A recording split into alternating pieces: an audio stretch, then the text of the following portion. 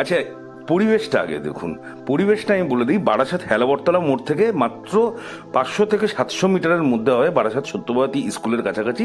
তো এরকম পরিবেশে যদি 3-4 নম্বর প্লটে আপনার একটা 2.5 কাঠা জমি দেই, ভালো লাগবে তো?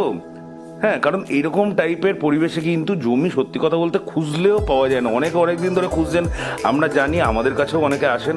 তো যাই হোক, এখান থেকে 3-4 নম্বর প্লট আমি দেখাবো, এবং 2.5 কাঠা জমি, ঠিক আছে, 2.5 কাঠা জমি এখান থেকে হেলাবরতলা মোড় মাত্র 600 মিটার থেকে 700 মিটার, এবং এখান থেকে যে স্টেশন আছে সেটা মাত্র 1200 মিটার, ঠিক আছে। প্রপার্টির আস্কিং প্রাইস আছে, 2.5 কাঠা জমি আছে, আস্কিং প্রাইস আছে 65 লক্ষ টাকা। 65 লক্ষ টাকা আস্কিং প্রাইস, মানে মনে হয় 25 থেকে 26-26 যাচ্ছে। আপনি ডাইরেক্ট মালিকের সাথে বসে কাগজপত্র নিয়ে আপনি নেগোসিয়েশন করতে পারেন, কিন্তু আপনারা নিজেরা জানেন যে এখানে রাস্তার ধারে কিন্তু 50-এর নিচে জমি নেই, 40 থেকে 50। যারা জানেন না তারা হয়তো বলতে পারেন যে আপনি এই করছেন ওই করছেন, তো যাই হোক সেই ব্যাপারে আমি যাচ্ছি না।